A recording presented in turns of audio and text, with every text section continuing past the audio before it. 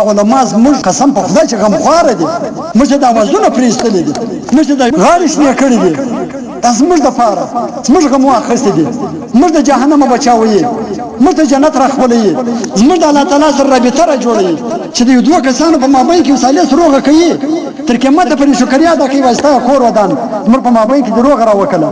د دې علما شکریا ولې نه ادا کوي چې تا د الله تعالی په مابین کې روغه درکوي، ستا د الله تعالی رابطه سره در جوړوي، تا الله تعالی ته غواړي، الله تعالی وتا ته راغواړي. ولې د دې علماو شکریا نه ادا کوي؟ ولې په دې فیسبوک کې د علماو سپیان او خره جوړوي؟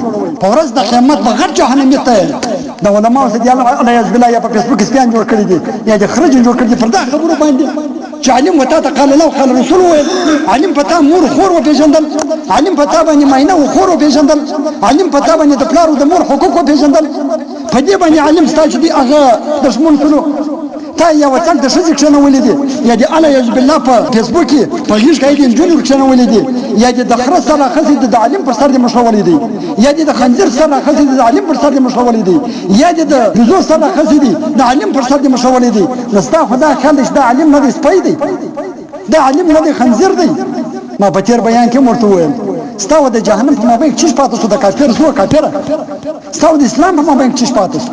من عاد لي وليا فقد اذنه بالحرب. نبی علیه الصلاة والسلام وایي چې الله تعالی وایي چې څوک زما د ولي زما د علم دښمني وکړي، زما د هغه سره د جنګ اعلان دی، د جنګ اعلان یې چیش دی، په وخت د ځکندن کې کافر ته دنیا تېر کلمه یې مسلم مکوي. د دې علماو عداوت مکوي، د خدای بندګانو علما شپه ورځ پر رسول پر شو مچه کوي. که نن د علما نه وای، قسم په خدای پر نور د ماینې او د مور فرق نه وای، نن به موږ د ماینې کار د مور ساختای، نن به موږ د ماینې کردار د خور ساختای. دا خو د دې علماو برکت دی چې د ماینې دغه مقام دی، د ښځې دا مقام دی، د مور دا مقام دی، د پلار دا مقام دی، د ورور دا مقام دی، د اکا دا مقام دی، د زوی دا مقام دی. دا خو د دې علماو برکت دی. بار بار زه بیانو کې وایم دا د علماو ګستاخي او بېزتي چې کړې ده کافر نه ده کړې، پنجابي او بلوڅ او سندي نه ده کړې، دغه د علاقې پښتنو کړې، دغه پښتانه یې کوي. نو سبا خو اکثره کسان د نیټ والا دي، اکثره کسان د فیسبوک والا دي.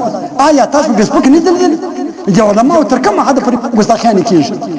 زما د رب په ذات قسم قیامت په انتظار سئ، د ډبرو د ورېدو په انتظار سئ، والله اعلم چې کله به راباندې وورول سي. خدای تعالی مې داسې حالات نه رسوي، هغه څه مخکې د الله تعالی موږ ته مرګونه را نصیب کړي، الله مې دې حال ته نه رسوي.